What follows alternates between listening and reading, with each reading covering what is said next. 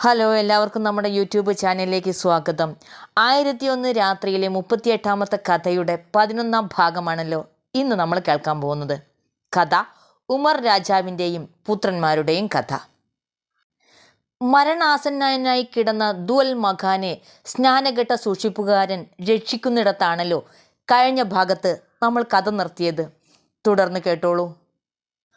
അയാളുടെ ശുശ്രൂഷയിൽ 3-4 ദിവസം കൊണ്ട് അവൻ്റെ പനി മാറി എഴുന്നേറ്റിരിക്കാമെന്നായി. ഇപ്പോൾ എങ്ങനെയിരിക്കുന്നു മോനെ? ആതിഥേയനായ സ്നാനഘട്ട സൂക്ഷിപ്പുകാരൻ ചോദിച്ചു. നല്ല സുഖമുണ്ട്, ബാലൻ പറഞ്ഞു. ഉടനെ തന്നെ അയാൾ ചന്തയിൽ പോയി കോഴിക്കുഞ്ഞുങ്ങളെ വാങ്ങിക്കൊണ്ടുവന്നു. ദിവസം 2 എണ്ണം വീതം പാകം ചെയ്തു കൊടുക്കാൻ ഭാര്യയെ ചുമതലപ്പെടുത്തി. പ്രതിദിനം 5 ദർഹം മാത്രം സമ്പാദിച്ചിരുന്ന സ്നാനഘട്ട സൂക്ഷിപ്പുകാരൻ അതിൽ നിന്ന് 2 ദർഹം അവന് വേണ്ടി ചെലവാക്കി. മെച്ചപ്പെട്ട ആഹാരവും ശുശ്രൂഷയും കൊണ്ട് ബാലൻ പെട്ടെന്ന് തന്നെ പൂർണ്ണ സുഖം പ്രാപിച്ചു. സ്നാനഘട്ടത്തിൽ പോയി കുളിച്ചു വന്ന് പുത്തൻ വസ്ത്രങ്ങൾ അണിഞ്ഞു വന്ന അവന് വേണ്ടി വീട്ടുകാർ വിരുന്നൊരുക്കി. ഭക്ഷണം കഴിഞ്ഞപ്പോൾ അവൻ പറഞ്ഞു, നിങ്ങൾ എന്നോട് കാണിച്ച സ്നേഹത്തിന് എങ്ങനെ നന്ദി പറയണമെന്ന് എനിക്ക് അറിഞ്ഞുകൂടാ. നീ ഏത് നാട്ടുകാരനാണ്? നിന്റെ പേരെന്താണ്? ആതിഥേയൻ ചോദിച്ചു. അതിനു മുമ്പ് നിങ്ങൾ എന്നെ എങ്ങനെയാണ് കണ്ടെത്തിയതെന്ന് പറയാമോ? സ്നാനഘട്ടത്തിന് പുറത്ത് അട്ടിവച്ചിരുന്ന വിറകിന് മുകളിൽ നീ ബോധമില്ലാതെ കിടക്കുന്നു. ആരാണ് അവിടെ കൊണ്ട് കിടത്തിയതെന്നൊന്നും അറിഞ്ഞുകൂടാ. ഞാൻ ഇങ്ങോട്ട് കൊണ്ടുപോന്നു. പ്രിയ സ്നേഹിത, എനിക്കൊരുപാട് നന്ദിയുണ്ട്. എന്നെങ്കിലും ഒരിക്കൽ ഞാനിത് തെളിയിക്കും. ഇതേത് നാടാണ്? ദുൽ മഖാൻ ചോദിച്ചു. പുണ്യനഗരമായ ജെറുസലേമാണിത്. അപ്പോഴാണ് അവന് തൻ്റെ സഹോദരിയെ ഓർമ്മ വന്നത്.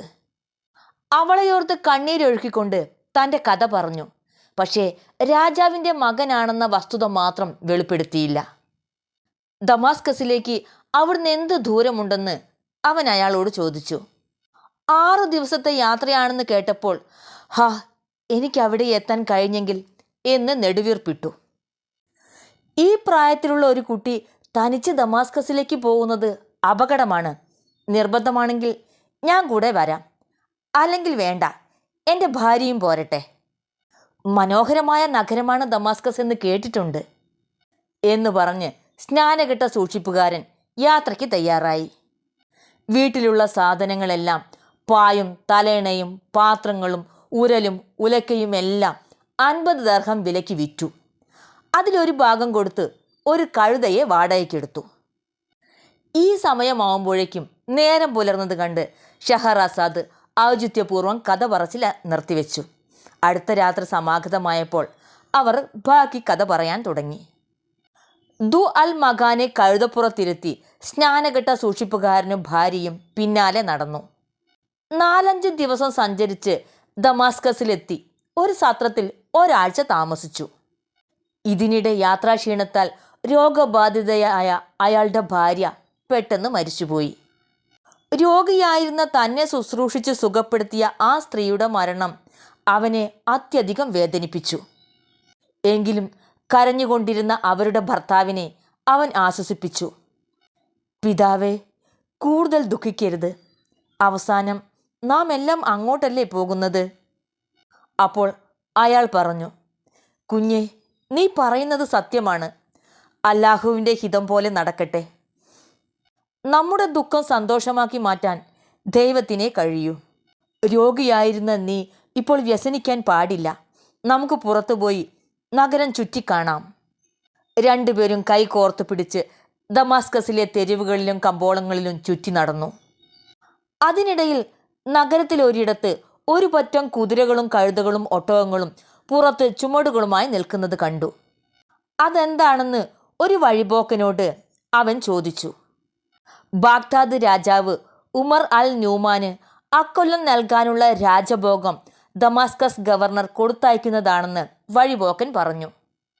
അത് കേട്ട് അവൻ്റെ കണ്ണു നിറഞ്ഞു.